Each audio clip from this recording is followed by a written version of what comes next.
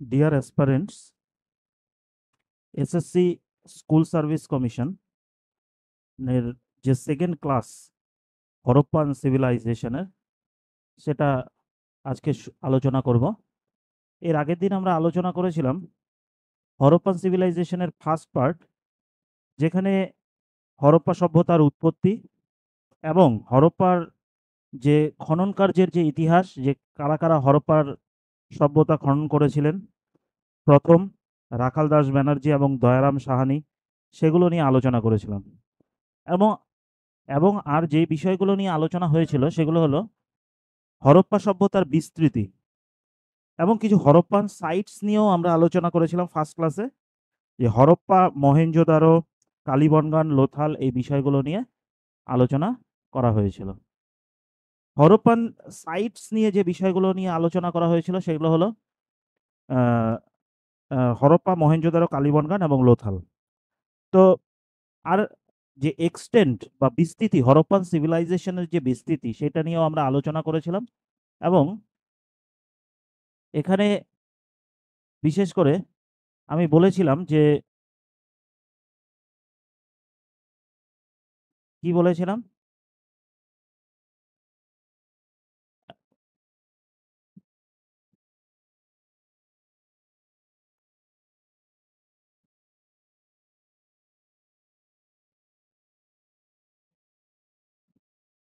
এখানে যে আলোচনার বিষয়গুলো ছিল সেটা হলো মেনলি এই যে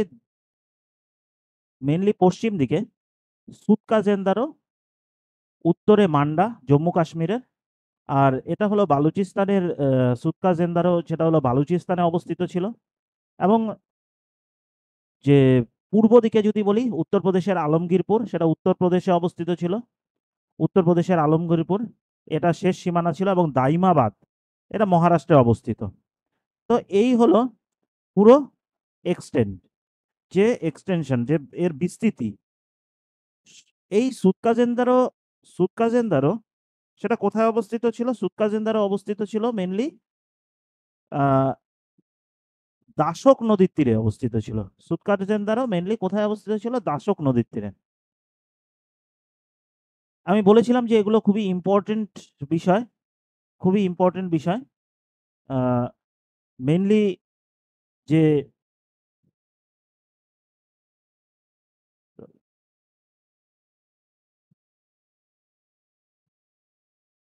দাসক নদীর তীরে, কোথায় অবস্থিত? দাসক নদীর তীরে। দাসক নদীর তীরে অবস্থিত ছিল। এবং যে উত্তর দিকে জম্মু কাশ্মীরের যে মান্ডা, এটা কোথায় অবস্থিত? চিনাব নদীর তীরে অবস্থিত। চিনাব নদীর তীরে অবস্থিত। চিনাব নদীর তীরে অবস্থিত ছিল। এবং আলমগীরপুর সেটা কোন নদীর তীরে অবস্থিত? হিন্ডন নদীর তীরে অবস্থিত। আলমগীরপুর হিন্ডন নদীর তীরে অবস্থিত। তো এই যে সুতকাজেন্দারো, এটা কোন নদীর তীরে অবস্থিত ছিল? দাসক নদীর তীরে। মেনলি দাসক নদীর তীরে অবস্থিত। আহ, আলমগীরপুর এটা কোথায় অবস্থিত? আলমগীরপুর অবস্থিত হচ্ছে হিন্ডন নদীর তীরে। কোন নদীর তীরে অবস্থিত? হিন্ডন, হিন্ডন নদী, হিন্ডন নদীর তীরে। আর দাইমাবাদ, মহারাষ্ট্রের দাইমাবাদ যেটা আছে সেটা কোথায় অবস্থিত? সেটা হচ্ছে প্রবরা নদীর তীরে অবস্থিত। প্রবরা নদীর তীরে অবস্থিত, প্রবরা নদীর তীরে অবস্থিত। তাহলে এই যে পুরো বিষয়টা আছে, এটা অনেকটা কি ত্রিভুজ আকৃতি। এই যে বিষয়টা, যদি পুরো ব্যাপারটা যদি দেখা যায়, পুরো যে এর যে বিস্তৃতি, সেটা অনেকটা কি ত্রিভুজ আকৃতির ধারণ করেছে। তাহলে এটার উপরে কোশ্চেন আসতে পারে যে হরপ্পান সিভিলাইজেশনের যে এরিয়া, যে এক্সটেন্ট, সেটা অনেকটা ত্রিভুজ আকৃতির মতো। এর বিস্তৃতি triangular shape, mainly triangular shape. এর বিস্তৃতিটা হচ্ছে অনেকটা ট্রায়াঙ্গুলার শেপ। ঠিক আছে? আর কি রয়েছে? এর আগে আমরা পড়েছিলাম যে হরপ্পা সভ্যতাকে যে সময়ের পরিমাপ, সেটা তিনটি ভাগে ভাগ করা হয়েছে: আর্লি, ম্যাচিওর, আর কি লেট হরপ্পা। এখানে কি আছে? এখানে আর্লি, ম্যাচিওর এবং লেট হরপ্পা। তো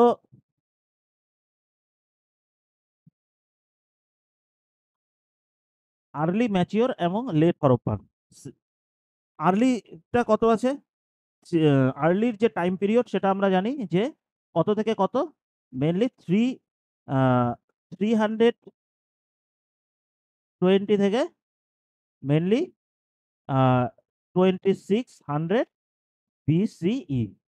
আর এই যে ম্যাচিওর ম্যাচিওর হরপ্পা যদি বলি, ম্যাচিওর হরপ্পা সেকেন্ড ফেজটা হচ্ছে ম্যাচিওর হরপ্পা। টাইম পিরিয়ডকে তিনটা ভাগে ভাগ করা হয়েছে, আর্লি, ম্যাচিওর এবং লেট।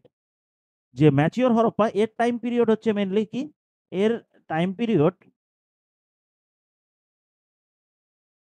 এর যদি টাইম পিরিয়ড আমরা হিসাব করে দেখি তাহলে সেটা কত আছে, সেটা হচ্ছে সেটা 2600 টু মেনলি কত, 1900 বিসিই বা খ্রিস্টপূর্বাব্দ, খ্রিস্টপূর্বাব্দ। তাহলে হরপ্পা সভ্যতা একটি ত্রিভুজ অঞ্চলে বিস্তৃত ছিল। হরপ্পা সভ্যতা মেনলি ত্রিভুজ অঞ্চলে বিস্তৃত ছিল এবং এটি ৩টি শহর সভ্যতার মধ্যে আয়তনে ছিল সবচেয়ে বড়। যে কন্টেম্পোরারি যে সমসাময়িক ৩টি শহর সভ্যতা ছিল, নগর সভ্যতা ছিল, সেই ৩টি নগর সভ্যতার সমসাময়িক।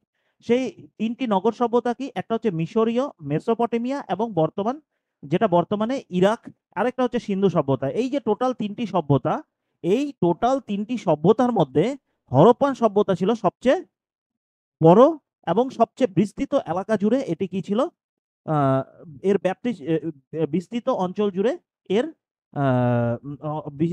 বিরাট অঞ্চল জুড়ে সবচেয়ে বেশি এরিয়া জুড়ে বিস্তৃত ছিল। মেনলি বললাম যে উত্তরে জম্মু, যেটা মান্ডা, এগুলো অলরেডি ডিসকাস করা হয়েছে যে উত্তরের যে শেষ সীমানা, মেনলি যেটা হচ্ছে উত্তরের শেষ সীমানা সেটা হচ্ছে জম্মু কাশ্মীরের মান্ডা, জম্মু কাশ্মীরের মান্ডা। আর পশ্চিম দিকে কি আছে? সুতকা জেন্দারো, সুতকা সুতকা গেন্দর, সরি সুতকা জেন্দারো। আর দক্ষিণে হচ্ছে দাইমাবাদ, যেটা মহারাষ্ট্রে অবস্থিত। আর উত্তরপ্রদেশে যেটা হচ্ছে সেটা আলমগীরপুর, আলমগীরপুর। এটা পুরো এরিয়া জুড়ে বিস্তৃত। এর যে নগর পরিকল্পনা, হরপ্পা সভ্যতা, আমি এর আগের দিন বলেছিলাম যে আজকে আমি ডিসকাস করব হরপ্পা সভ্যতার নগর পরিকল্পনা বা টাউন প্ল্যানিং। এটা খুব একটা ইম্পর্টেন্ট বিষয়। এখানে ইম্পর্টেন্ট মধ্যে যেটা আছে সেটা হচ্ছে দুটো অংশে, হরপ্পা সভ্যতা মেনলি দুটো অংশে বিভক্ত। হরপ্পার যে টাউন প্ল্যানিং সেটা দুটো অংশে বিভক্ত। একটা হচ্ছে সিটাডেল বা রেইসড পার্ট, এই অংশটি ছিল অপেক্ষাকৃত ছোট এবং সাধারণ শহরের পশ্চিম দিকে এটি অবস্থিত থাকতো। এবং এখানে কারা বসবাস করতেন? মেনি শাসক শ্রেণীর বসবাস করতেন বা উচ্চ ধনী সম্প্রদায়ের মানুষরা এখানে বসবাস করতেন। মেনলি ধনী সম্প্রদায়ের মানুষরা বসবাস করতেন, সম্প্রদায়ের মানুষরা বসবাস করতেন। এবং নিম্ন অংশ, যেটা আরেকটা অংশ কি ছিল, দুটো অংশ ভাগ ছিল। হরপ্পার যে নগর পরিকল্পনা সেটি দুটো অংশে বিভক্ত ছিল। একটি হলো উঁচু অংশ বা দুর্গ, সিটাডেল বা রেইসড পার্ট। আরেকটা হচ্ছে নিম্ন অংশ, যেটা হচ্ছে লোয়ার পার্ট বলা হয়। এবং এখানে কি কারা থাকতো? সাধারণ নাগরিকরা থাকতো, সাধারণ নাগরিক, সাধারণ নাগরিকরাই সাধারণত বসবাস করতেন এখানে, সাধারণ নাগরিকরাই কিন্তু এখানে বসবাস করতেন। এই যে আহ, হরপ্পা সভ্যতার এখানে কিছু গুরুত্বপূর্ণ বিষয় আছে। সিটাডেল গুলো মেনলি, যে সিটাডেল যে উঁচু অংশ, যে দুর্গ অংশ, এখানে উম, আবার এর পাশেই কিন্তু আবার দুর্গও অবস্থিত ছিল। এখানে কিন্তু দুর্গও অবস্থিত ছিল এর ঠিক পাশাপাশি, এবং দুর্গ ছিল সবচেয়ে উঁচু অংশে। ঠিক আছে? এবং সিটাডেল গুলো কি আকারে ছিল? আয়তকার, আয়তকার, আয়তকার ছিল। সিটাডেল ছিল মেনলি আয়তকার। এবং আহ, কালীবনগানে দুর্গ এবং নগর দুটোই প্রাচীর দিয়ে ঘেরা ছিল। কালীবনগান সব সব জায়গায় কিন্তু এটি ছিল না। মেনলি কালীবনগান যে আছে, কালীবনগান, কালীবনগান এখানে দুর্গ এবং নগর দুটোই প্রাচীর দিয়ে ঘেরা ছিল। দুটো জায়গায় আর চানুদারও একটা জায়গা, চানুদারও যে সাইট রয়েছে হরপ্পা সভ্যতার, সেটাকে কিন্তু কোনো রকম দুর্গীকরণ করা হয়নি। এবং কালীবনগানের যে ঘরবাড়ি, বাড়ি নির্মাণ, সেখানে কিন্তু কাঁচা ইটের ব্যবহার দেখতে পাই। কোথায় কাঁচা ইটের ব্যবহার দেখা যায়? কালীবনগানের যে বাড়ি নির্মাণের ক্ষেত্রে কাঁচা ইটের ব্যবহার দেখা যায়। আর কি হরপ্পার নগর পরিকল্পনাগুলি মোটামুটি কিরকম ছিল? নগর পরিকল্পনা ছিল মেনলি গ্রিড প্যাটার্ন বা জাল আকৃতির। এটা হচ্ছে গ্রিড প্যাটার্ন। এটাকে যদি আমরা বলি গ্রিড প্যাটার্ন বা জাল আকৃতির অনুযায়ী ছিল। এবং সড়কগুলি উত্তর থেকে দক্ষিণে এবং পূর্ব থেকে পশ্চিমে সমকোণে সমকোণে কি হচ্ছিল? আ যুক্ত ছিল। রাস্তাগুলি অনেকটা চওড়া ছিল, মেইনলি ১০ মিটার চওড়া এবং শহরটিকে আয়তকার ব্লকে বিভক্ত ছিল। এবং ল্যাম্পপোস্টের অস্তিত্বও কিন্তু আমরা হরপ্পার নগর পরিকল্পনায় কিন্তু আমরা দেখতে পাই। ল্যাম্পপোস্টের অবস্থান। এবং পোড়া মাটির যে ইট, সেখানে প্রচুর পরিমাণে আমরা জানি যে হরপ্পার যে নগর পরিকল্পনা, সেখানে পোড়া মাটির ইটের ব্যবহার প্রচুর পরিমাণে হয়েছিল এবং সেগুলি ছিল খুবই উচ্চমানের। কিন্তু এর মধ্যে যেটা ইম্পোর্টেন্ট কোয়েশ্চেন, এখানে এর যে অনুপাত, সেই অনুপাতটা হচ্ছে খুবই ইম্পোর্টেন্ট। সেই হরপ্পার যে ইটের মাপের যে অনুপাত 1:2:4। এই 1:2:4 এটা কিসের অনুপাত? পুরুত্ব মানে ঘনত্ব, প্রস্থ এবং দৈর্ঘ্য। এই যে ৩ টা বিষয়, এই ৩ টা বিষয়ের কিন্তু এই যে ৩ টা ব্যাপারের যে মাপ, সেটা হচ্ছে 1:2:4, 1:2:4।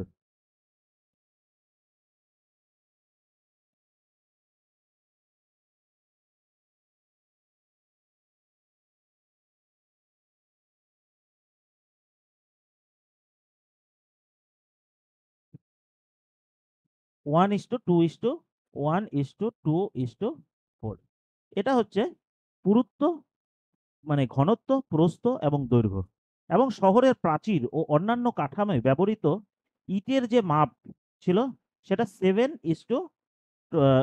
Into 14 into 24 centimetre. অর্থাৎ এটি আ এর যে পরিমাপ, সেটা কিন্তু 7 ইন্টু আ 14 ইন্টু 28 সেন্টিমিটার। এবং শহরগুলির দেওয়াল কিরকম ছিল? ১০ থেকে ৩০ মিটার চওড়া এবং প্রশস্ত ছিল ৪০ মিটার। উচ্চ উচ্চতা ছিল ৪০ মিটার। নালা ব্যবস্থা যে ছিল সেটাও উন্নত ছিল। যে ড্রেনেজ সিস্টেম খুবই উন্নত ড্রেনেজ সিস্টেম আমরা জানি। এবং বড়, বড় আ বড়, বড় ইটের স্ল্যাব দিয়ে কিন্তু এই ড্রেনগুলোকে ঢেকে রাখা হতো। দোতলা বা ৩ তলা আ বাড়ির কিন্তু অবস্থান আমরা দেখতে পাই। এবং রাস্তায় মুখ করা কোনো জানালা এখানে দেখতে পাওয়া যায় না এবং অনেক বাড়িতেই টাইলের ব্যবহার কিন্তু লক্ষ্য করা যায়। এবং কিছু বাড়িতে নিজস্ব কূপ বা কুয়োর অস্তিত্ব কিন্তু আমরা দেখতে পাই।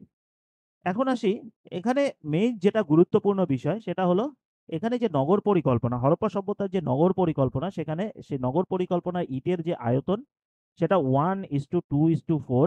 এই যে এটা কিন্তু খুব গুরুত্বপূর্ণ একটা কোয়েশ্চেন। এটা মেইনলি যে বিভিন্ন পরীক্ষার পার্সপেক্টিভ এ, আমাদের যে স্কুল সার্ভিস কমিশনের পার্সপেক্টিভ, যেটা এসএসসি পার্সপেক্টিভ এ খুবই গুরুত্বপূর্ণ। আর কি এর যে প্রধান সড়ক, এটা ছিল মোটামুটি ১০ মিটার চওড়া।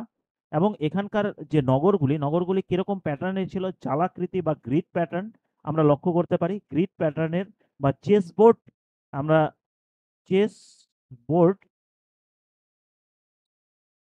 চেসবোর্ড আ প্যাটার্নে কিন্তু এখানকার যে বাড়িঘর, মোটামুটি নগর পরিকল্পনা কিন্তু আমরা লক্ষ্য করতে পারি। আর এখানে কি? সিটাডেল অবস্থিত। এবং সিটাডেলগুলি মেইনলি কি ছিল? সিটাডেলগুলি ছিল মেইনলি আয়তকার। আয়ত আয়তকার। আর কি? আর এখানে অ্যা আর এখানেই মেইনলি সিটাডেলেই কিন্তু দুর্গ লক্ষ্য করা যায়। ঠিক আছে? মহেঞ্জোদারো আরেকটা যেটা গুরুত্বপূর্ণ, সেটা হলো মহেঞ্জোদারো মহেঞ্জোদারো আর কি হরপ্পা, কালীবনগান,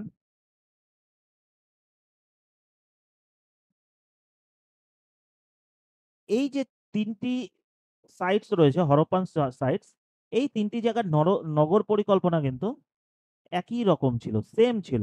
এই যে মহেঞ্জোদারো, হরপ্পা এবং কালীবনগানের নগর পরিকল্পনা একদম সেম আকৃতির ছিল।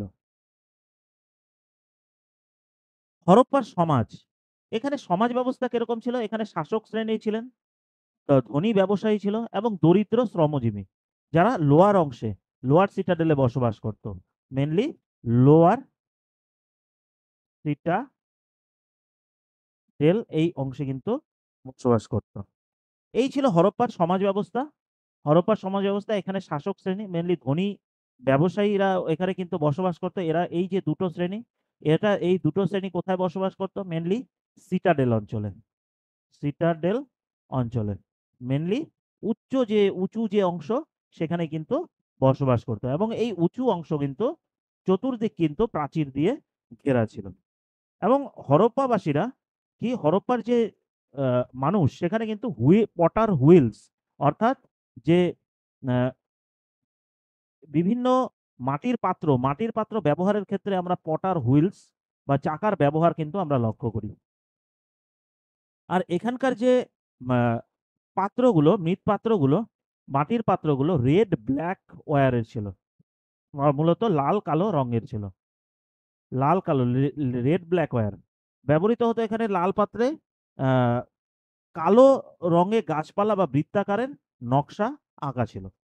এবং বহু জায়গায় টেরাকোটার মূর্তিও কিন্তু আমরা পেয়ে থাকি। কি টেরাকোটার মূর্তি? মেইনলি হচ্ছে ষাঁড়, মহিষ, কুকুর, বানর এবং খেলনা গাড়ি। এগুলো সবই কিন্তু এখানে পাওয়া গেছে। আর কি পাওয়া গেছে টেরাকোটার? আ মেইনলি চুড়ি, টেরাকোটার যে চুড়ি সেটা বেঙ্গল, সেগুলো কিন্তু পাওয়া গেছে। আর উল্লেখযোগ্যভাবে নারী মূর্তির সংখ্যা এবং পুরুষ মূর্তির তুলনায় কিন্তু অনেক বেশি পরিমাণে পাওয়া গেছে। নারী মূর্তির যে সংখ্যা সেটা কিন্তু পুরুষ মূর্তির তুলনায় অনেক বেশি ছিল।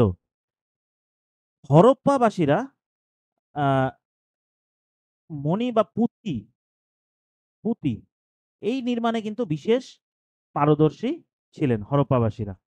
আর কি ছিল? খননকৃত যে এক্সকাভেশন করা হয়, হরপ্পায় যে এক্সকাভেশন করা হয় সেখানে সোনা, রূপা, হাড় এবং যে আ চিরুনি, আ কা কানের দুল, ব্রোচ ইত্যাদি কিন্তু পাওয়া গেছে। আর কি? করাচির কাছে যে আলাদিনো যে এলাকায় সেখানে সোনা, রূপা, কর্নেলিয়ান ও অনেক মূল্যবান পাথর দিয়ে তৈরি বহু মানে অর্নামেন্ট, যে বিভিন্ন রকমের অর্নামেন্ট পাওয়া গেছে। এখানে মিশ্র ধাতুর ব্যবহৃত হয়। আমরা দেখেছি যে হরপ্পা সভ্যতাকে আমরা যদি বলি আ আ তাম্রপ্রস্তর যদি বলি, তাম্রপ্রস্তরও কিছু ঐতিহাসিকরা বলেছেন, গবেষকরা বলেছেন। আবার এটাকে কিন্তু ব্রোঞ্জ এজও বলা হয়। ব্রোঞ্জ ব্রোঞ্জ এজও বলা হয়। কারণ এই সময় কিন্তু যে মিশ্র ধাতু, ব্রোঞ্জের ব্যবহার ব্যাপক পরিমাণে ব্যাপক পরিমাণে আমরা লক্ষ্য করি। পাশাপাশি কিন্তু তামা তামা এবং পাথরের ব্যবহারও কিন্তু লক্ষ্য করা যায়। সেজন্য এখানে তাম্রপ্রস্তরও কিছু ঐতিহাসিক বলেছেন। কারণ আর্লি যে হরপ্পান ফেজ, সেখানে কিন্তু আমরা তামা এবং পাথরের ব্যবহার বিশেষভাবে লক্ষ্য করতে পারি। এবং আরেকটি মজার বিষয় হলো বিশুদ্ধ তামার জিনিসপত্রের সংখ্যা ছিল ব্রোঞ্জের তৈরি জিনিসপত্রের চেয়ে অনেক বেশি। ব্রোঞ্জ অনেকটা মজবুত ছিল, কিন্তু তামার যে জিনিসপত্র, যেহেতু তামা আগে আবিষ্কার হয়েছিল, যে তামার তৈরি জিনিসপত্রের সংখ্যা ছিল ব্রোঞ্জের তৈরি জিনিসপত্রের তুলনায় সবচেয়ে বেশি। এবং তামা ছিল সবচেয়ে, হরপ্পা সভ্যতায় তামা যে ছিল সেটা ছিল সবচেয়ে মূল্যবান ধাতু। মূল্যবান ধাতু। আ হরপ্পাবাসীরা সাধারণত সুতি এবং পশমের কাপড় পরত। সুতি এবং পশমের কাপড় পরত। এবং নিরামিষ এবং আমিষ ২ ধরনের খাবারেই অভ্যস্ত ছিল। এগুলো গেল খাবার-দাবার, ক্লথিং অ্যান্ড ফুড হ্যাবিট। এবং সিন্ধু পাঞ্জাব অঞ্চলে হরপ্পাবাসীরা প্রধানত গম ও যবের ব্যবহার লক্ষ্য করি। আরেকটা গুরুত্বপূর্ণ, রংপুর সুরকোড্ডা অঞ্চলে কিন্তু মানুষ চাল ও বাজরা খেত। চালের ব্যবহার কিন্তু খুব একটা সব জায়গায় আমরা পাইনি। মেনলি রংপুর ও সুরকোড্ডা, এই যে দুটো যে হরপ্পান সাইটস, হরপ্পান যে প্রত্নক্ষেত্র, সেখানে কিন্তু চালের প্রমাণ কিন্তু পাওয়া গেছে। হরপ্পান যে লিপি, এখানে কিছু গুরুত্বপূর্ণ কোশ্চেন আছে। যেই জায়গাগুলো গুরুত্বপূর্ণ সেটা সেই এখানের মধ্যে এই যে লিপির ক্ষেত্রে লিপিটা খুবই গুরুত্বপূর্ণ জায়গা। সেই এখানে চিত্রলিপি, মেনলি পিক্টোগ্রাফিক যে বা লোগোগ্রাফিক, এই জায়গাগুলো কিন্তু পিক্টোগ্রাফিক এবং লোগোগ্রাফিক, এখানে কিন্তু এই দুরকম পদ্ধতিতে চিত্রলিপি বা শব্দলিপি ব্যবহার করা হতো। এখানকার যে লিপির, সেটাকে কি বলা হয়? বোস্টোফ্রেডন লিপি শৈলীতে লেখা হতো। অর্থাৎ এক লাইন ডান থেকে বামে, ডান থেকে বামে, এবং পরের লাইন বাম থেকে ডানে। অর্থাৎ যদি প্রথম লাইন এই যে বাঁদিক থেকে ডান দিকে, বাঁদিক থেকে সরি ডান থেকে বাঁ দিকে, আবার পরের লাইনটা কিন্তু ডান দিক থেকে বাঁ দিকে। এই যে এই প্রসেসটাকে বলা হয় প্রোস্টোফেডন। এটি কোন ভাষায়? সিন্ধু এখানকার যে উম আ এই যে ভাষা, এই যে শৈলী, এই শৈলীকে বলা হয় প্রোস্টোফেডন সে শৈলী। এবং এই লিপি কিন্তু সম্পূর্ণভাবে পাঠোদ্ধার করা সম্ভব হয়নি, এবং পড়তেও পারি আ ঐতিহাসিকরা এখনো পড়তে পারেননি। তাই এই যে আ হরপ্পা সভ্যতা, এটা প্রায় ঐতিহাসিক যুগ বা প্রোটো হিস্ট্রি ঠিক এই সময়কালের মধ্যেই কিন্তু ধরে নেওয়া হয়। এবং খ্রিস্টপূর্ব ১৭০০ সালে এই লিপি প্রায় সম্পূর্ণভাবে কিন্তু আ একদম নষ্ট হয়ে গেছে। এবং এই লিপির ক্ষেত্রে ঢোলাবিরাতে কিন্তু একটা সাইনবোর্ডের অস্তিত্ব পাওয়া গেছে। এখানকার যে অর্থনীতি, মেইনলি ইকোনমি, মেসোপটেমিয়া সিন্ধু অঞ্চলকে মেলুহা নামেও উল্লেখ করেছেন। এটা মেইনলি মেসোপটেমিয়ানরা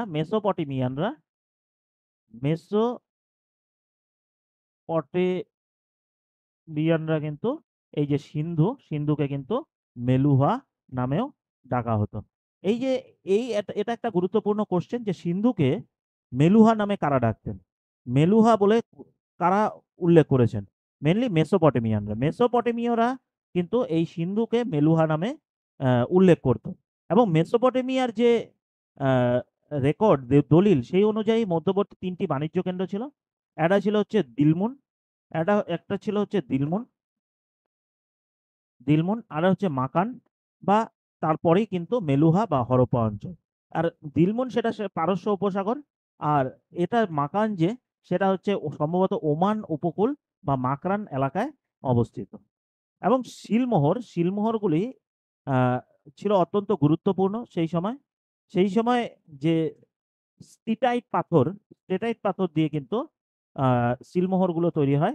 সেগুলো মূলত চতুষ্কোণ বা বর্গাকার সিলমোহর ছিল। কিন্তু সব ক্ষেত্রে চতুষ্কোণ বা বর্গাকার, আমরা কিছু ক্ষেত্রে কিন্তু বোতাম আকৃতির কিন্তু বোতাম আকৃতিরও কিন্তু সিলমোহর লক্ষ্য করা যায়।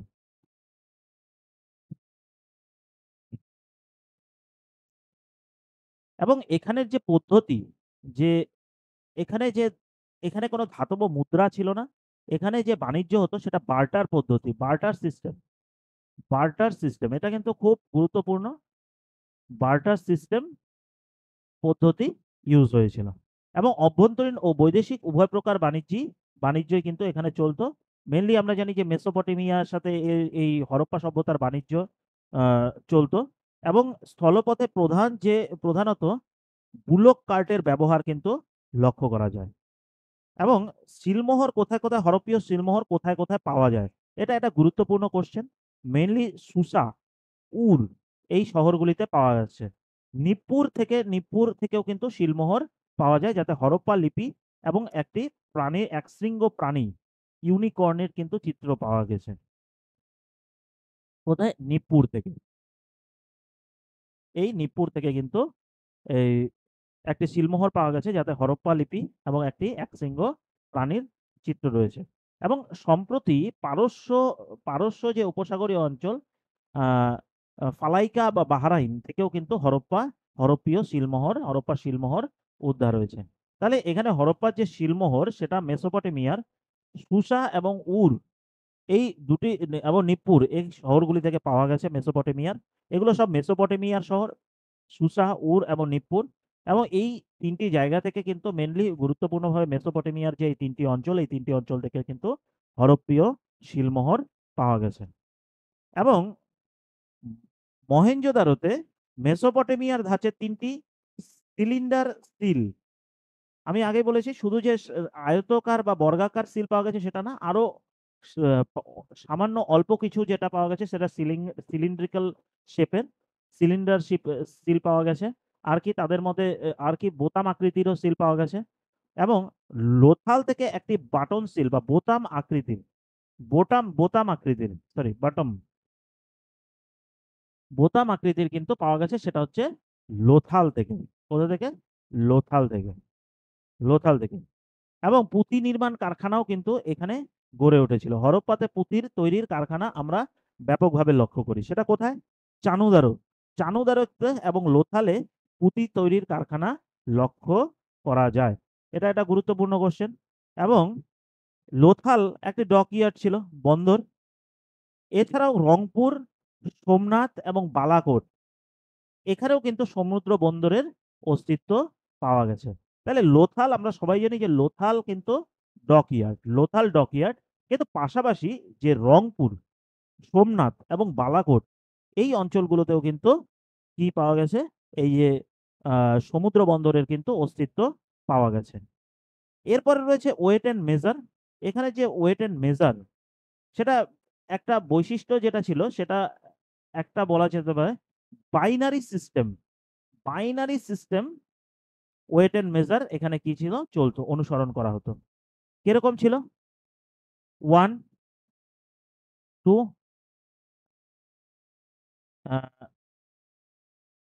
4, অর্থাৎ 2 into 2, 4, না, হ্যাঁ, হ্যাঁ। দেন কি আছে? 4 into 2, 8, তারপরে 8 into 2, 16। এই যে পদ্ধতি বাইনারি সিস্টেম, এই সিস্টেমটাকে বলা হয় বাইনারি সিস্টেম। এই বাইনারি সিস্টেমে কিন্তু কি ছিল? বাইনারি সিস্টেম ব্যবহার করা হতো। এবং ওজন মাপার পাথর বা বাটখারা তৈরি হতো চার্ট নামক বা চুনা পাথর নামক পদার্থ দিয়ে এবং স্টিটাইট দিয়ে। এগুলো সাধারণত কিউবিক্যাল আকৃতির কিন্তু থাকতো। এই যে ওজন মাপার যে পাথর সেটা আমরা জানি সবচেয়ে বেশি ওজনের যে পাথর সেটা হরপ্পায় মহেঞ্জোদারোতে পাওয়া গেছে। মহেঞ্জোদারোতে পাওয়া গিয়েছে। মহেঞ্জোদারোতে পাওয়া গেছে যে সবচেয়ে বেশি ওজনের যে বাটখারা সেটি মহেঞ্জোদারোতে পাওয়া গেছে। এবং দৈর্ঘ্য পরিমাপ করার জন্য ফুট এবং কিউবিট যেটা হাত, এই দুটো পদ্ধতির কিন্তু ব্যবহার হয়েছিল।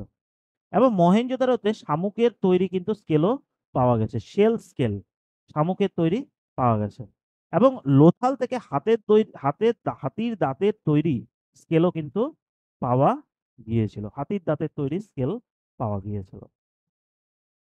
মেনলি হরপ্পা সভ্যতায় এটা একটা গুরুত্বপূর্ণ বিষয় যে হরপ্পা সভ্যতায় যে কোথা থেকে আমদানি করা হতো, ইম্পোর্ট কোথা থেকে করা হতো? মেনলি সোনা আনা হতো আফগানিস্তান থেকে। এটা একটা লিস্ট দেওয়া আছে। সোনা আনা হতো আফগানিস্তান থেকে। তামা মেনলি বালুচিস্তান বা খেতড়ি রাজস্থানের। টিন আনা হতো আফগানিস্তান বা ইরান থেকে টিন। লেপিস লাজুলি আফগানিস্তান থেকে। জেড যেটা পামির থেকে আনা হতো। টার্কোয়েজ সেটা খোরাসান থেকে আনা হতো। স্টিটাইট পাথর তাপি বা চায়া রিজন থেকে, চায়া অঞ্চল থেকে, তাপি বা চায়া রিজন থেকে। এবং বিটুমিন, বিটুমিন মেনলি বালুচিস্তান ও মেসোপটেমিয়া থেকে। এবং সীসা বা লিড সেটা দক্ষিণ ভারত থেকে আনা হতো। এখান থেকে কিন্তু কিছু কোশ্চেন আসার একটা গুরুত্বপূর্ণ সম্ভাবনা রয়েছে যে হরপ্পা সভ্যতার আমদানি ইম্পোর্ট কি কি জিনিস ইম্পোর্ট করা হতো এবং কোথা থেকে আমদানি করা হতো। মেনলি সোনা, তামা, টিন, লেপিস লাজুলি টার্কোয়েজ, স্ট্রিটাইট, বিটুমিন, এই সমস্ত জিনিসপত্র, এই সমস্ত জিনিস আহ, আমদানি করতো হরপ্পা সভ্যতায় আমদানি করা হতো। এবং সিন্ধু উপত্যকার যে বাণিজ্য পথ, ট্রেড রুট, সেটা যদি বলতে পারি স্থলপথ এবং জলপথ উভয় ব্যবস্থাই এখানে প্রচলিত ছিল। উভয় ব্যবস্থার মাধ্যমেই বাণিজ্যকে পরিচালনা করা হতো। এবং মেসোপটেমিয়া, পারস্য উপসাগরীয় অঞ্চল, আফগানিস্তান এবং দক্ষিণ ভারত, এই মধ্য এশিয়ার বিভিন্ন স্থানের সঙ্গে তাদের একটা বাণিজ্যিক সংযোগ কিন্তু লক্ষ্য করা যায়। বাণিজ্যিক সংযোগ আমরা লক্ষ্য করতে পারি। এবং এখানকার যে ধর্ম নিরপেক্ষ, এখানকার ধর্ম ছিল সেকুলার ধর্ম বা অর্থাৎ ধর্ম নিরপেক্ষ। এখানে কিন্তু কোনো মন্দিরের অস্তিত্ব পাওয়া যায়নি। হরপ্পায় কিন্তু কোনো মন্দিরের অস্তিত্ব আমরা পাইনি। এবং পবিত্র আচার যে অনুষ্ঠানগুলি, তার যে বিভিন্ন স্থানগুলি, তার মধ্যে একটি গুরুত্বপূর্ণ স্থান ছিল গ্রেট বাথ, যা অন্যতম। সেটা কোথায় আবিষ্কৃত হয়েছে? মহেঞ্জোদারোতে আবিষ্কৃত হয়েছে। এখানে এই যে মহেঞ্জোদারোর গ্রেট বাথ, এখানে ধরে না, বিভিন্ন ঐতিহাসিকদের মত অনুযায়ী অভিজাত শ্রেণীর লোকরা কিন্তু ধর্মীয় স্থান সহ নানা রকম আনুষ্ঠানিক ক্রিয়াকলাপ সম্পাদন করতেন বলে আমরা জানতে পারি। মূর্তি পূজা এখানে প্রচলিত ছিল, কিন্তু মন্দিরের কোনো অস্তিত্ব ছিল না। মন্দিরের অস্তিত্ব লক্ষ্য করা যায়নি। মন্দিরের অস্তিত্ব লক্ষ্য করা যায়নি। এবং মাতৃদেবী বা মাদার গডেসের পুজো করা হতো, এবং পশুপতি মাদার গডেসের পুজো করা হতো। কিসের কারণে? উর্বরতা ও প্রযোজনের প্রতীক হিসাবে মাদার গডেস, যে মাতৃদেবীর মাদার গডেসকে পূজিত করা হতো হরপ্পায়। এবং পশুপতি মহাদেব বা প্রোটো শিব, সেটা সাধারণত উচ্চবিত্তদের মধ্যে খুবই জনপ্রিয় ছিল। যে শি- এ- এর শিলমোহরে তাকে, আমরা একটা শিলমোহর পাই যে হরপ্পান যে সিভিলাইজেশন যেখানে মহেঞ্জোদারোতে পাওয়া যায় শিলমোহর, সেখানে তিনি কি যোগা আসনে বসে থাকতে, যে হরপ্পা সভ্যতায় যে শিলমোহর পাওয়া যায় সেখানে তাকে দেখা যায় যে তিনি যোগাসনে বসে রয়েছেন। এবং এই যে পশুপতি মহাদেব বা প্রোটো শিব, সেটা কিন্তু সাধারণত উচ্চবিত্তদের মধ্যে লক্ষ্য করা যায়। এবং লিঙ্গ ও যোনি পূজা, এই দুটো কিন্তু আমরা লক্ষ্য করতে পারি। এবং উর্বর এই এটি কিসের? এটি সাধারণত উর্বরতা পূজার একটি অংশ, অর্থাৎ ফার্টিলিটি। সেখানে যে জমির যে উর্বরতা, সেই উর্বরতার পূজার একটি অংশ। এবং পিপল গাছকে কিন্তু পবিত্র বৃক্ষ হিসাবে কিন্তু এই হরপ্পা সভ্যতায় পূজিত হতো। এবং পাখিদের মধ্যে ছিল ঘুঘু এবং কবুতর, যেটা আহ, ধর্মীয় পিজন বা ডাব, এবং ধর্মীয় প্রতীক হিসাবে কিন্তু এই দুটি পাখিকে কিন্তু আহ, লক্ষ্য করা যায়। এবং কুজওয়ালা ষাঁড়, হাম্পড বুল, পূজার প্রতীক হিসাবে কিন্তু ব্যবহৃত হতো। ওয়ান হর্নড ইউনিকর্ন বা একশৃঙ্গ গন্ডারের অস্তিত্ব লক্ষ্য করা যায়। এটি একশৃঙ্গ গন্ডার কিন্তু আমরা হরপ্পা সভ্যতায় লক্ষ্য করি। এবং এটির যে ছবি, এই হরপ্পা সভ্যতায় প্রাপ্ত একটি সিলমোহরে কিন্তু লক্ষ্য করা যায়। কালীবনগান ও লোথাল থেকে আগুনের বেদি বা ফায়ার অ্যালার্টস কিন্তু আবিষ্কৃত হয়েছে। পশুপতি শিলমোহরে দেখা যায় যে তার চারপাশে হাতি, পশুপতি যে শিলমোহর হরপ্পা সভ্যতায় প্রাপ্ত যে পশুপতি শিলমোহর পাওয়া গিয়েছে, সেখানে আমরা দেখতে পাই যে চারপাশে হাতি, বাঘ, গন্ডার, মহিষ ও হরিণ রয়েছে। এটি কিসের ইঙ্গিত দেয়? এই পশুগুলো পূজিত হতো। মেনলি যে এই যে হাতি, বাঘ, গন্ডার, মহিষ, হরিণ, এই যে সমস্ত আহ, আহ, যে জীবজন্তু, এর কিন্তু আমরা অস্তিত্ব লক্ষ্য করি। এবং এর ছবি যে পশুপতি শিলমোহর, সেখানে কিন্তু আমরা লক্ষ্য করতে পারি। এবং মৃতদেহ এখানে কি করা হতো? উত্তর থেকে দক্ষিণে শোয়ানো হতো, এবং সঙ্গে রাখা তার সাথে কিন্তু খাদ্য এবং মাটির পাত্র, অলংকার, সরঞ্জাম, এগুলো রাখা হতো। এবং মেসোপটেমিয়া বা মিশরের মতো এইসব বস্তু কিন্তু মেসোপটেমিয়া বা মিশরের মতো কোনো দামি ছিল না। আচ্ছা, এখানে বিভিন্ন রকম কৃষি, কৃষিতে কি ব্যবহার করা হয়েছে? এগ্রিকালচার। আমরা যদি এগ্রিকালচারের কথা ধরে নিই, সেখানে আমরা জানি যে পৃথিবীর হরপ্পা সভ্যতা ছিল পৃথিবীর ১ম সভ্যতা, যেখানে তুলোর উৎপাদন করত। কিসের উৎপাদন করত? হরপ্পা সভ্যতায় কিন্তু তুলোর উৎপাদন লক্ষ্য করা যায়। গ্রিকরা একে সিন্ধন থেকে আসা কাপড় বলে কিন্তু উল্লেখ করেছেন। গ্রিকরা সিন্ধন থেকে আসা এই যে কটন যে তুলোর যে কাপড় ছিল সেটা কিন্তু সিন্ধন থেকে আসা কাপড় বলে। কারণ এখান থেকে হরপ্পা থেকে বিভিন্ন জায়গায় বাণিজ্য হতো এবং গ্রিকরা পরবর্তীতে দেখা যায় যে গ্রিকরা সিন্ধন থেকে আসা কাপড় বলে উল্লেখ করেছেন। আ সিন্ধুর যে সমভূমিতে বন্যার পরে মেইনলি নভেম্বরে বীজ বপন করা হতো এবং এপ্রিল মাসে ফসল কাটা হতো। এগুলো খুবই সাধারণ বিষয় এবং উদ্বৃত্ত আ শস্যাগারে সংরক্ষণের একটা ব্যবস্থা ছিল এবং উৎপাদিত শস্য এবং গাছপালা আ যেগুলো ছিল সেগুলো হতো গম। বিশেষ করে মেহেরগড়ে কিন্তু গমের অস্তিত্ব লক্ষ্য করা যায়। আর কি? যব, ঘোড়ার ছোলা, মটর, খরমুজ, তিল, খেজুর, বাজরা, আঙ্গুর, মেহেদি, রসুন, সরিষা, ধান এগুলো কিন্তু পাওয়া গিয়েছে। এবং হরপ্পাবাসীরা নদী ও সমুদ্রের বাণিজ্যকে সমুদ্রের সম্পদকে কাজে লাগাতো। অর্থাৎ এই দুটো পথে কিন্তু বাণিজ্যের ব্যাপক প্রচলন লক্ষ্য করা যায়।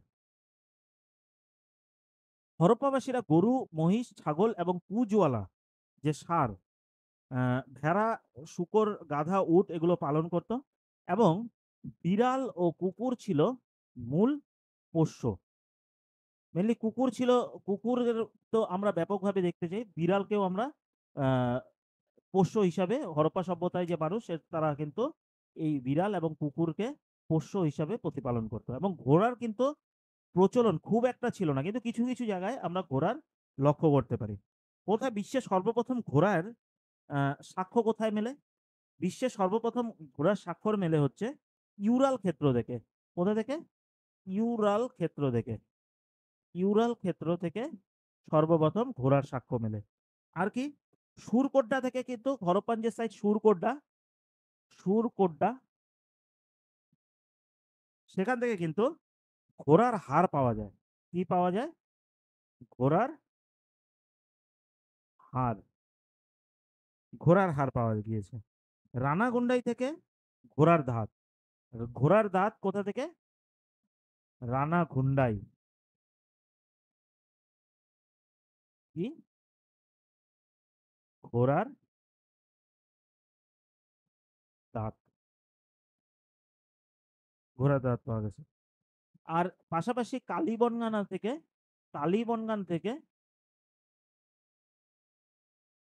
কালীবনগান থেকে উটের হাড় পাওয়া গেছে। কি পাওয়া গেছে? উটের হাড়। উটের হাড়। কালীবনগান থেকে উটের হাড় পাওয়া গেছে। তো ইউরাল ক্ষেত্র থেকে বিশ্বের সর্বপ্রথম ঘোড়ার যে সাক্ষ্য মেলে সেটা ইউরাল অঞ্চল থেকে পাওয়া গিয়েছে। দক্ষিণ ইউরাল ক্ষেত্র থেকে পাওয়া গিয়েছে এবং সুরকোড্ডা থেকে পাওয়া গিয়েছে ঘোড়ার হাড় পাওয়া গিয়েছে। সুরকোড্ডা থেকে ঘোড়ার হাড় পাওয়া গিয়েছে। কালীবনগান থেকে আমরা কিন্তু উটের ব্যবহার উটের যে হাড় সেটা কিন্তু আমরা পেয়ে থাকি। এই মেনলি যে বিভিন্ন আ ঐতিহাসিকরা খনন করে কিন্তু উদ্ধার করেছেন। কালীবনগান থেকে উটের হাড় পাওয়া গেছে। এবং প্রাণীচিত্র ও প্রতীক এগুলোর মধ্যে বাঘ মূর্তি প্রচুর পরিমাণে দেখা যায়। চিতাবাঘের সংখ্যা খুব কম দেখা গিয়েছে। চিতাবাঘের মূর্তির খুব একটা দেখা যায়নি। খুব কম দেখা গিয়েছে অল্প কিছু। এবং বাঘের মূর্তি প্রচুর পরিমাণে দেখা গেছে। এবং মৃৎপাত্রে বিভিন্ন রকম প্রাণীর চিত্র দেখা যেত। কি? খরগোশ, ময়ূর, হাঁস, কবুতর, বুনো পাখি ও বানর। এগুলো কিন্তু এই মৃৎপাত্রে কিন্তু এই সমস্ত কিছুর চিত্র কিন্তু দেখা গিয়েছে। কালীবনগানে কালীবনগানে যে চাষের লাঙ্গল চালানোর কিন্তু চিহ্ন আবিষ্কৃত হয়েছে। এটা একটা খুবই গুরুত্বপূর্ণ কোয়েশ্চেন যে কোথায় চাষের লাঙ্গল চালানোর চিহ্ন পাওয়া গেছে সেটা মেইনলি কালীবনগানে চাষের লাঙ্গল চালানোর চিহ্ন কিন্তু পাওয়া গেছে। সম্ভবত কাঠের এই লাঙ্গল ব্যবহৃত হতো। এখানে কারণ সেই সময় লোহার তো আবিষ্কার হয়নি আমরা জানি। কিন্তু তামা বা ব্রোঞ্জেরও কিন্তু এই লাঙ্গলের ফলা ব্যবহার করা হয়নি।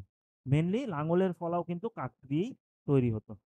সুতরাং কালীবনগানে যে চাষের লাঙ্গল সেটা কিন্তু চিহ্ন পাওয়া গিয়েছে। বানোয়ালি, বানোয়ালি ও বাহাওয়ালপুরে লাঙ্গলের পোড়ামাটির মডেল পাওয়া গেছে। বানাওয়ালিতে বাহাওয়ালপুরেতে লাঙ্গলের পোড়ামাটির মডেল পাওয়া গিয়েছে। এবং সুরকোড্ডা, আমি একটু আগেই বললাম যে সুরকোড্ডা, সেখান থেকে ঘোড়ার কঙ্কাল পাওয়া গেছে সুরকোড্ডা থেকে।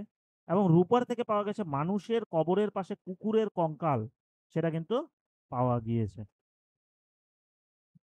পাওয়া গিয়েছে। এখন কিছু কোশ্চেন যেটা রয়েছে, প্রশ্ন যেটা রয়েছে সেটা হলো হরপ্পা সভ্যতার পতন, সেগুলোতে কিছু থিওরি রয়েছে।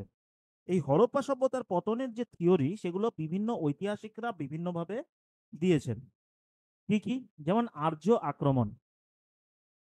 আর্য আক্রমণ, আমরা জানি যে আর্যদের আক্রমণ পরে কবে 1800 সরি 1500, ঠিক এই সময়টায় 1500 খ্রিস্টপূর্বাব্দে আমরা জানি কি যে আর্যদের ভারতে আগমন ঘটে এবং এই সময় থেকে কিন্তু বৈদিক সভ্যতার সূচনা হয়। এবং এই আর্যদের আক্রমণে হরপ্পা সভ্যতার পতন হয়েছে, এটার যে মতামত কে দিয়েছিল? এই মার্টিমান হুইলার এবং গর্ডন চাইল্ড। মার্টিমার হুইলার এবং Gordon Childe, V Gordon Childe, এনারা কিন্তু আর্যদের ভারত আক্রমণের ফলে হরপ্পা সভ্যতার ধ্বংস হয়েছে সেটা কিন্তু আহ, ব্যাখ্যা দিয়েছেন। পরিবেশগত কারণ বা এনভায়রনমেন্টাল কজেস এর জন্য যারা ব্যাখ্যা দিয়েছে যে এনভায়রনমেন্টাল কজেস এর জন্য কি হয়েছে, হরপ্পা সভ্যতা ধ্বংস হয়েছে, সেটা কে কে দিয়েছিলেন? Fair child. এবং নদীর যে গতিপথ পরিবর্তন, সে তার জন্য ধ্বংস হয়েছে, কে কে দিয়েছেন?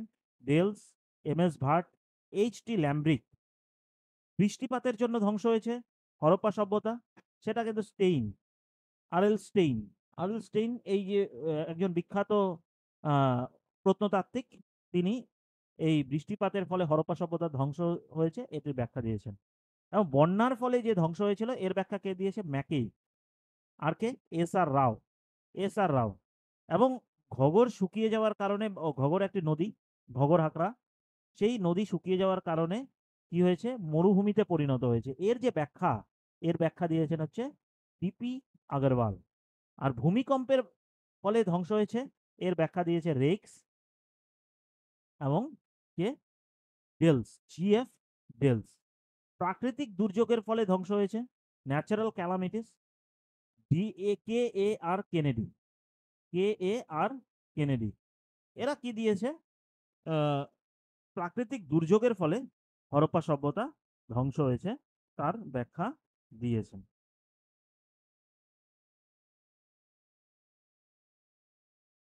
আর কি? এখানে এর আগের দিন আমরা কিছু সাইট সম্পর্কে আলোচনা করেছিলাম। আজকে আমরা আরো কিছু গুরুত্বপূর্ণ কোশ্চেন, সেগুলো নিয়ে আমরা কিন্তু আলোচনা করব। গুরুত্বপূর্ণ কোশ্চেনের মধ্যে এর আগের দিন আমরা যেটা আহ, কি কি নিয়ে আলোচনা করেছিলাম, সেগুলোর মধ্যে ছিল হচ্ছে হরপ্পা, মহেঞ্জোদারো, কালীবনগান ও লোথাল। হরপ্পা নিয়ে আলোচনা করা হয়েছিল, অনেক কিছু, অনেক ইনফরমেশন দেওয়া হয়েছিল। তারপরে কি দেওয়া হয়েছিল? হরপ্পা, মহেঞ্জোদারো, মহেঞ্জোদারো, আর কি দেওয়া হয়েছিল? কালীবনগান, আর কি? লোথাল। এই চারটি বিষয়ে কিন্তু ইনফরমেশন দিয়েছিলাম। আজকে যেটা, আজকে যে বিষয় নিয়ে আলোচনা করব সেটা হলো, আজকেও কিছু বিষয় নিয়ে আলোচনা করব, সেটা হলো, একটা হলো ধোলাবিরা। আমরা জানি যে হরপ্পা সাইটগুলির মধ্যে গুরুত্বপূর্ণ অংশ হচ্ছে ধোলাবিরা। ধোলাবিরা বা ঢোলাবিরা।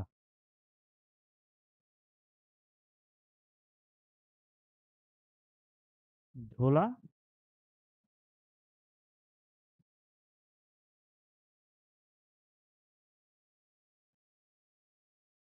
ধোলাবিরা বা ঢোলাবিরা।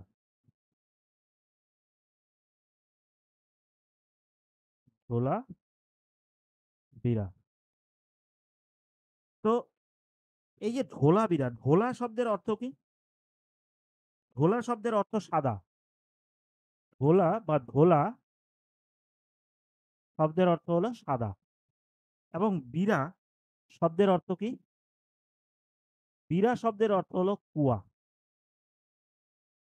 এই ঢোলা শব্দের অর্থ হলো সাদা এবং বীরা শব্দের অর্থ হলো কুয়া। অর্থাৎ এখানে একটি কুয়া আছে, এখানে একটা কুয়া রয়েছে যার ভিত্তিতে কিন্তু এই ধোলাবিরা নামটি বিভিন্ন ঐতিহাসিকরা, বিভিন্ন প্রত্নতাত্ত্বিকরা এই জায়গাটির নাম দিয়েছেন, এই অঞ্চলটির নাম দিয়েছিলেন ধোলাবিরা, এই প্রত্নতত্ত্ব ক্ষেত্রটির নাম। এবং এটি কোথায় অবস্থিত? মেনলি গুজরাটের কচ্ছ জেলায় অবস্থিত। এটি কোথায় অবস্থিত? গুজরাটের কচ্ছ জেলায় অবস্থিত। গুজরাটের কচ্ছ জেলায় অবস্থিত। আরেকটা গুরুত্বপূর্ণ বিষয় হলো এই যে গুজরাট, এই গুজরাটে কিন্তু সবচেয়ে বেশি পরিমাণে কিন্তু হরপ্পান প্রত্নক্ষেত্র পাওয়া গেছে। এখানে সবচেয়ে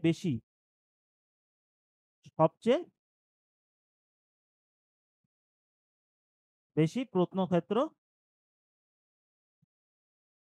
রয়েছে। সবচেয়ে বেশি প্রত্নক্ষেত্র রয়েছে। এবং এটি যে আবিষ্কার করেছেন এই যে ধোলাবিরা, এই ধোলাবিরাকে আবিষ্কার করেছিলেন জেপি যোশী।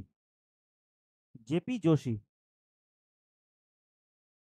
ধোলাবিরাকে আবিষ্কার করেছিলেন জেপি যোশী। এবং এটি একটি আয়তকার নগর ছিল, এটি একটি আয়তকার নগর ছিল। এবং ধোলাবিরার যে বিশেষ গুরুত্বপূর্ণ বিষয়, এটাকে সাধারণত অন্যান্য যে নগর পরিকল্পনাগুলি আমরা লক্ষ্য করি সেখানে দুটো ভাগে ভাগ করা হয়।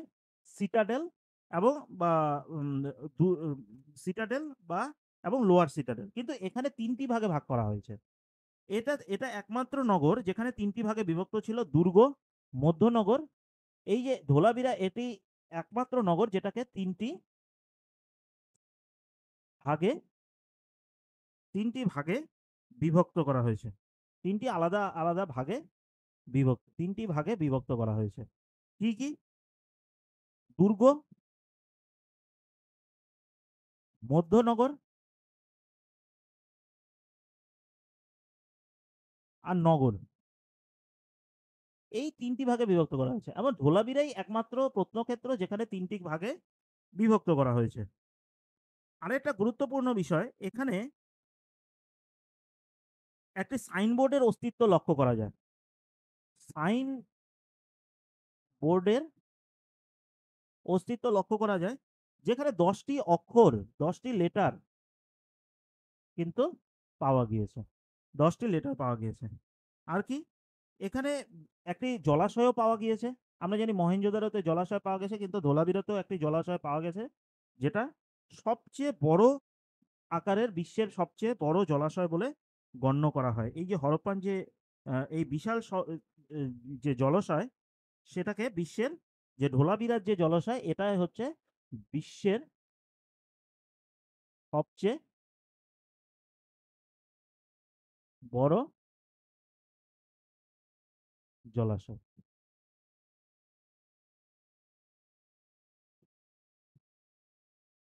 সম্ভবত ধরে নেওয়া হয় যে এই যে ধোলাবিরার জলাশয়, এটাকেও মহেঞ্জোদারোর মতোই ব্যবহার করা হতো গ্রেট বাঁধ হিসাবে। কিন্তু তার কোনো প্রমাণ, সঠিক প্রমাণ পাওয়া নেই। তবে এখানে যেটা গুরুত্বপূর্ণ প্রশ্ন, সেটা হলো বিশ্বের সবচেয়ে বড় জলাশয় কোথায় পাওয়া গেছিল হরপ্পান ক্ষেত্রগুলির মধ্যে? সেটা কিন্তু মহেঞ্জোদারো হবে না, সেটা হচ্ছে ধোলাবিরা হবে। কারণ ধোলাবিরা যেটা ছিল সেটাকে, যেখানে জলাশয় পাওয়া যায় সেটা সবচেয়ে গুরুত্বপূর্ণ, সেটা হচ্ছে ধর্মীয় কারণের দিক থেকে। কিন্তু এখানে বিশ্বের সবচেয়ে বড় জলাশয় সেটা কিন্তু ধোলাবিরাতেই পাওয়া গিয়েছিল। আরেকটা আরেকটা সাইটস, যেটা নেক্সট সাইটস যেটা আলোচনা করব সেটা হলো সুরকোড্ডা। সুরকোড্ডা সেটা হচ্ছে গুজরাটের কচ্ছ জেলায় অবস্থিত। সুরকোড্ডা, সুরকোড্ডা গুজরাটের কচ্ছ জেলায় অবস্থিত। এবং এই সুরকোড্ডা, এখানে কিন্তু সুরকোড্ডায় কি পাওয়া যায়, কেন গুরুত্বপূর্ণ? সুরকোড্ডা এটা প্রথমত এটা আবিষ্কার করেছিলেন, যে এটাও আবিষ্কার করেছেন জেপি যোশী বা জগৎপতি যোশী। জগৎপতি যোশী কত খ্রিস্টাব্দে? 1964। জগৎপতি যোশী আবিষ্কার করেছিলেন। এবং এখানে যেটা গুরুত্বপূর্ণ বিষয়, এখান থেকে সুরকোড্ডা থেকে ঘোড়ার হাড় বা কঙ্কাল কিন্তু পাওয়া গিয়েছে। ঘোড়ার হাড় বা কঙ্কাল পাওয়া গেছে।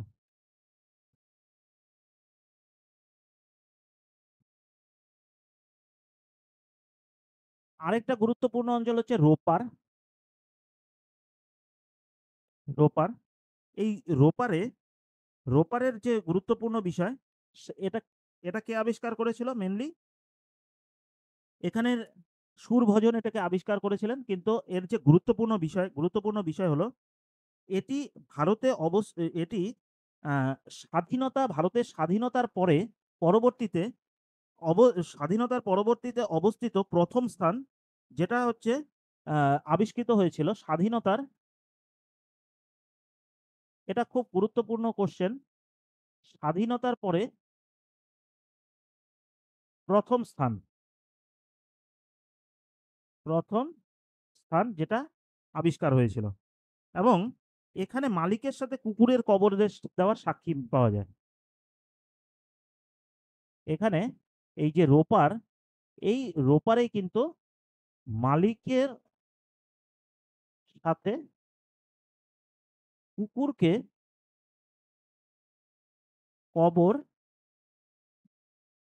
দেওয়ার সাক্ষ্য মেলে। তাহলে এটা একটা গুরুত্বপূর্ণ বিষয়, মালিকের সঙ্গে কুকুরকে কবর দেওয়ার সাক্ষ্য এই রোপারেই পাওয়া যায়। আরেকটা গুরুত্বপূর্ণ ক্ষেত্র হলো, এটা হলো সুরকোট্টা। এরপরে যে গুরুত্বপূর্ণ বিষয়, সে গুরুত্বপূর্ণ ক্ষেত্র, সেটা হলো রাখিগড়ি। রাখিগড়ি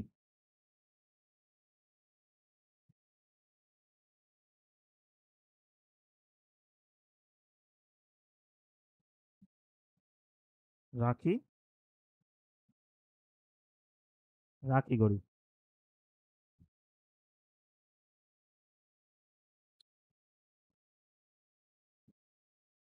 এখানে রোপারকে যে আবিষ্কার করেছিলেন, এখানে একটা জিনিস বলা হয়নি, রোপারকে যে আবিষ্কার করেছেন তিনি ছিলেন বি লাল। এবং রাখিগড়ি, পরবর্তী ক্ষেত্রে রাখিগড়ি, এটি ভারতে অবস্থিত সবচেয়ে বড় প্রত্নক্ষেত্র, হরপ্রিয় প্রত্নক্ষেত্র। ভারতের সবচেয়ে বড় প্রত্নক্ষেত্র, সবচেয়ে বড় প্রত্নক্ষেত্র এই রাখিগড়িকে কে খনন করেছেন? সুরভজন। আর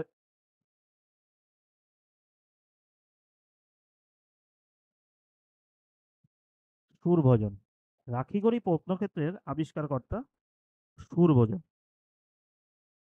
এখানে যেটা পাওয়া গেছে, লেখাহীন মোহর পাওয়া গেছে। লেখাহীন মোহর আবিষ্কৃত হয়েছে। এগুলো হলো গুরুত্বপূর্ণ বিষয়। রাখিগড়ি সম্পর্কে এটা গুরুত্বপূর্ণ আছে যে এটা স্বাধীনতার পরবর্তীতে প্রথম যে প্রত্নক্ষেত্র রাখিগড়ি। কবে আবিষ্কার হয়েছে? 1969 এই সময়তে আবিষ্কার করা হয়েছে আহ, রাখিগড়ি। এবং এটি হচ্ছে স্বাধীনতার পরে ভারতের স্বাধীনতার পরে সবচেয়ে সরি এটি হচ্ছে ভারতের সবচেয়ে বড় প্রত্নক্ষেত্র, ভারতের সবচেয়ে বড় প্রত্নক্ষেত্র। এবং রোপার যে আছে, এটি স্বাধীনতার পরে প্রথম স্থান যেটি আবিষ্কৃত হয়েছে। কবে আবিষ্কৃত হয়েছে? এটি হচ্ছে 1950, 1950-তে আবিষ্কৃত হয়েছে। আর রাখিগড়ি আবিষ্কৃত হয়েছে 1969-এ।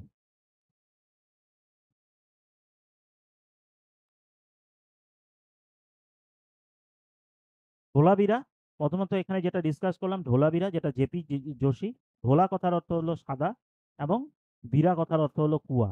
অর্থাৎ এখানে একটি কুয়ো থেকে পাওয়া যে অংশ একটি কুয়ো থেকে পাওয়া যে নাম পাওয়া গিয়েছে এবং সেখান থেকেই এই ধোলাবিরা গুজরাটের কচ্ছ জেলায় এখানে কুয়া রয়েছে এবং তারই ভিত্তিতে কিন্তু এই ধোলাবিরার নাম ধোলাবিরা হয়েছে। এবং এটি এমন একটি প্রত্নক্ষেত্র যেটাকে ৩টি ভাগে ভাগ করা হয়েছে।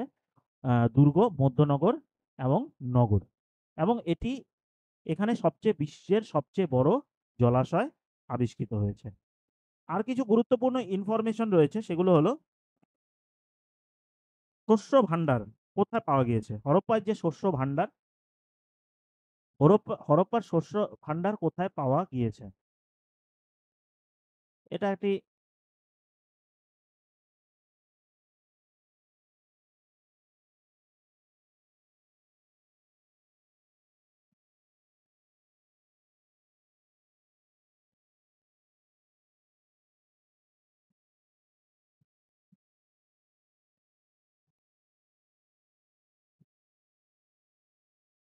শস্য ভান্ডার কোথায় পাওয়া গিয়েছে?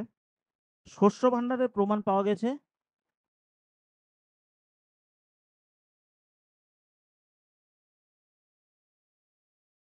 শস্য ভান্ডারের প্রমাণ কোন কোন জায়গায় পাওয়া গেছে? মেনলি মহেঞ্জোদারো,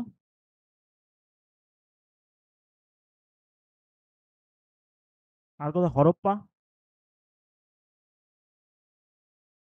লোথাল,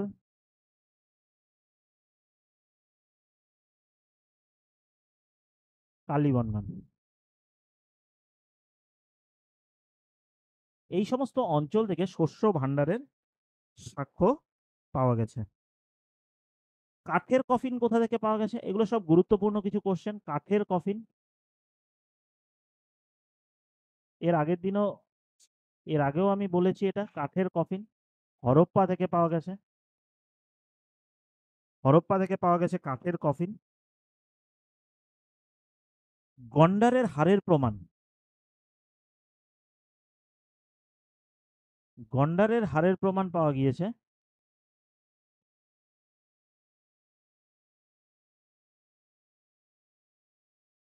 গন্ডারের হাড়ের প্রমাণ পাওয়া গেছে আমরি থেকে।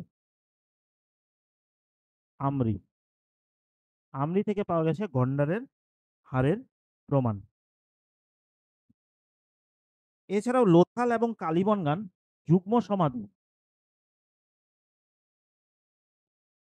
যুগ্ম সমাধি যুগ্ম সমাধি কোথায় পাওয়া গেছে? কালীবনগান এবং লোথাল। কালীবনগান, লোথাল, এই দুটি অঞ্চল থেকে যুগ্ম সমাধির প্রমাণ পাওয়া গেছে। এবং আরেকটা যে জায়গা রয়েছে রাখিগড়ি,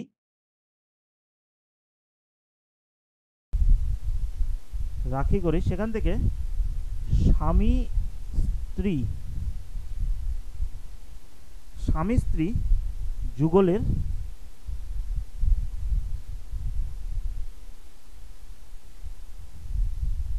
সমাধি পাওয়া গিয়েছে।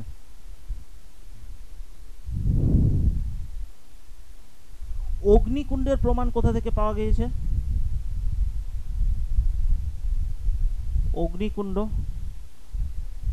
অগ্নিকুণ্ডের প্রমাণ পাওয়া গিয়েছে কালীবনগান,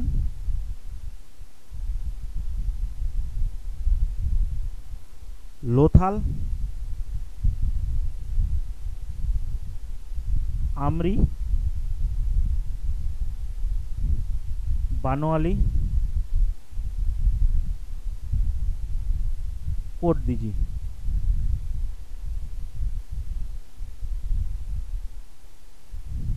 এই সমস্ত অঞ্চল থেকে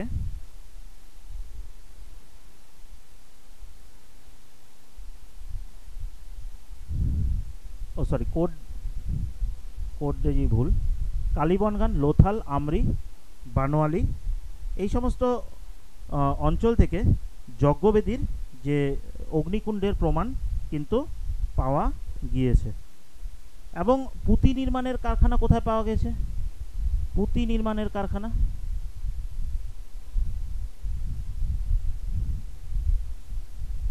পুঁতি নির্মাণের কারখানা কোথায় পাওয়া গিয়েছে? পুঁতি নির্মাণের কারখানা পাওয়া গিয়েছে মেইনলি চানুদারো এবং লোথাল থেকে পাওয়া গিয়েছে। পুঁতি নির্মাণের কারণ লোথাল, এই দুটি অঞ্চল থেকে পাওয়া গিয়েছে।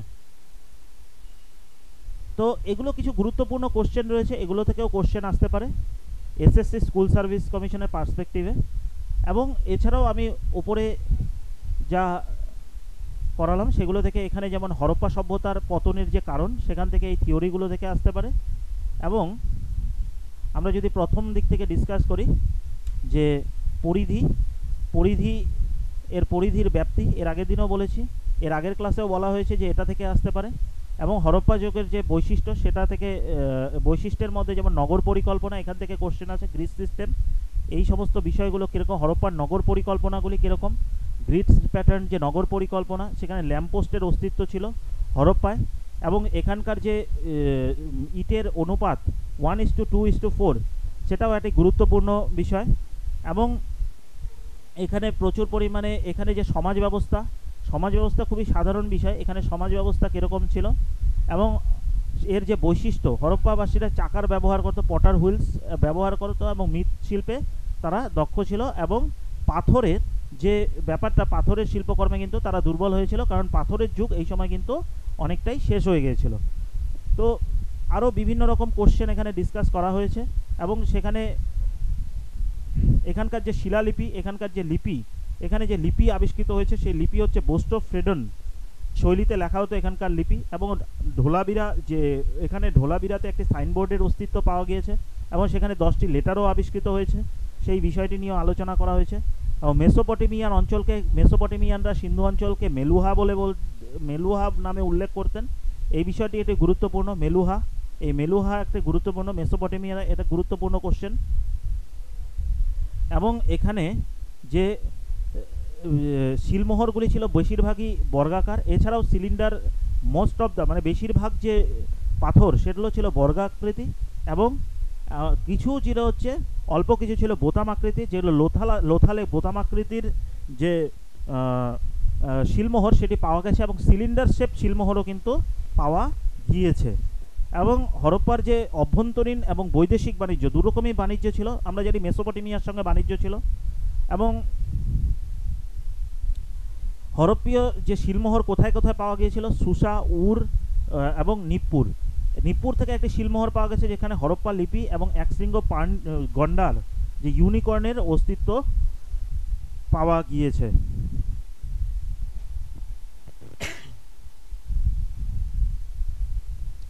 তো হরপ্পা সভ্যতার যে আমদানি, ইম্পোর্ট, কী কী বিষয়ে ইম্পোর্ট করা হতো, কী কী ইম্পোর্ট করা হতো এবং কোথা থেকে ইম্পোর্ট করা হতো, এটি খুব গুরুত্বপূর্ণ বিষয়। সোনা, তামা, টিন, লেপিস লাজুলি, জেড, টার্কোয়েজ, স্টেটাইট, বিটুইন, সীসা এবং জায়গাগুলোর নাম, এগুলো সবই গুরুত্বপূর্ণ বিষয়। এবং ধর্ম রিলিজিয়ান, সেখানে মূর্তি পূজার প্রচলন ছিল, মন্দিরের কোনো অস্তিত্ব পাওয়া যায়নি। হরপ্পারা সাধারণত দেবতা বা প্রতীক পূজা করত। ধর্মীয় বিষয়ে মাতৃদেবীর পূজা করতো এবং প্রোটো শিব, আদি শিব যেটাকে বলা হয়, সেটারও এখানে অস্তিত্ব পাওয়া গিয়েছে। উজওয়ালা সারের অস্তিত্ব পাওয়া গিয়েছে। পিপল গাছের পূজা করতো এবং পবিত্র বৃক্ষ হিসাবে। এবং লিঙ্গ ও যোনি পূজা আমরা দেখতে পাই, যেটা উর্বরতার পূজা হিসেবে একটি অংশ। এবং লাস্টে কিছু সাইটস নিয়ে আমরা আলোচনা করেছি এবং কিছু এক্সট্রা ইনফরমেশন দেওয়া হয়েছে। তো হরপ্পার যে বিষয়, সেই বিষয়ে কিন্তু এখানে এই হরপ্পার যে চ্যাপ্টারটা রয়েছে, এটা এই এতটুকুই। এরপরে যে মেনলি আমরা যেটা করব সেটা হলো সেই বিষয়গুলো, যেগুলো হলো ওয়ান ওয়ার্ড অ্যান্সার, যেটা হচ্ছে in the perspective of exam, সেই হিসাবে আমাদের প্রিপেয়ার করতে হবে। তো থ্যাংক ইউ, আজকের ক্লাস এখানে।